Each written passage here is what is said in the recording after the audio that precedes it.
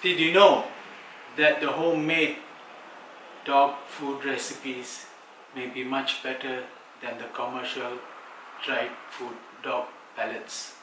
The points I will cover are the following. Are dried dog food pellets worth it? Don't feed too much dried dog food pellets to your dog. How to cook chicken rice and pork rice for your dogs. Bald patches on dogs are not caused by eating chicken. Some vets don't care for your pets.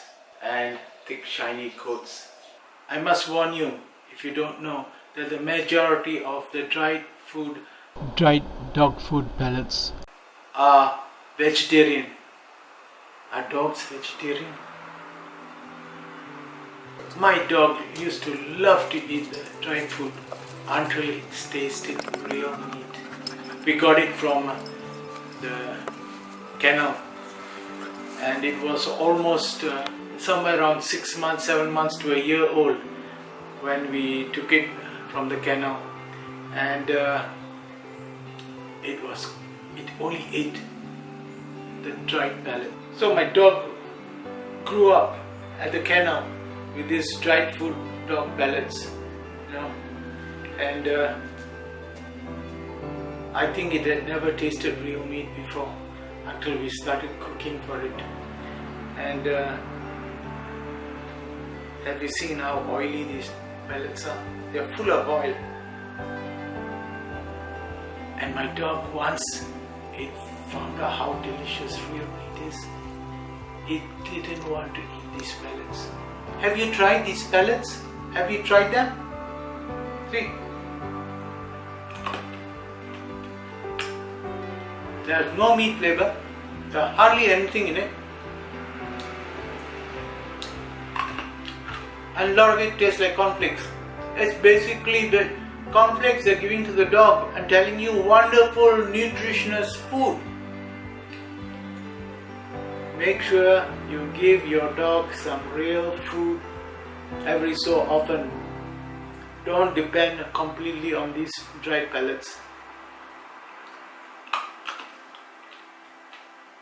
Nothing. No taste. The only thing is it's crispy. For a 14 kilogram dog, you only need about 200 grams of this dried food, the dried pellets, per day. So if you're giving 3 meals a day, you only need about 70 grams per meal.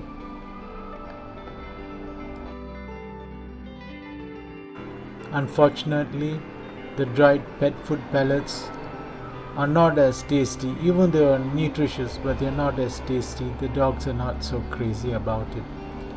But my dog loves the pedigree tin food where it contains real meat. That is delicious for her. We can mix food that she doesn't like with this tin food and she will clean the plate. It is really delicious for her. Then my dog's skin started shedding all the hair. It was really bad, and we went to all the vets and everyone said we are feeding chicken and that is causing the allergy. And they gave us some very expensive, one vet gave us some very expensive vegetarian dog food, the dried pellets, and our dog hated to eat it. Thank God for the pedigree tin food, real meat. We used to mix that in, and that is when the dog started eating. We were told by that vet not to feed anything else and just give this dried food, and nothing happened. It didn't improve the coat, it didn't improve anything. It was just a waste of very expensive dried dog food pellets. The vets were just trying to dump us with their rubbish, with some fantastic excuses that is going to do some miracles to the dogs. Don't trust the vets, they just want to sell you their rubbish. In the end, we decided not to follow the stupid vet's advice, and we started cooking chicken so that the dog can enjoy its food. And after 4 months of being only on chicken, the dog's coat recovered. My mum was giving it cod liver oil tablets so that the coat will be thick and shiny. Then one day we gave it a locally manufactured pepper sausage, and the bald patches came back. So that is how we confirm it was not chicken that was causing the bald patches, but this particular brand of sausage. The vets were telling us chicken because they want to sell us their expensive food.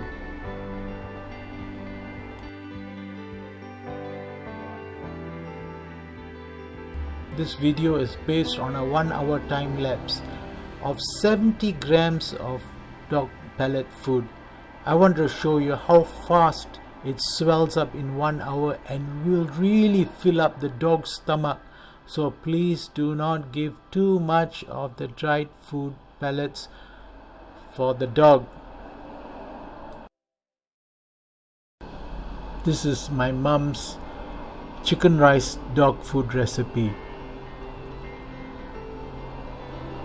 Basically, we boil a chicken, chop chicken pieces, and when the water comes to boil, then add the rice and let it boil until it's fully cooked. Occasionally do stir it so that the meat pieces on the top will go to the bottom and get cooked.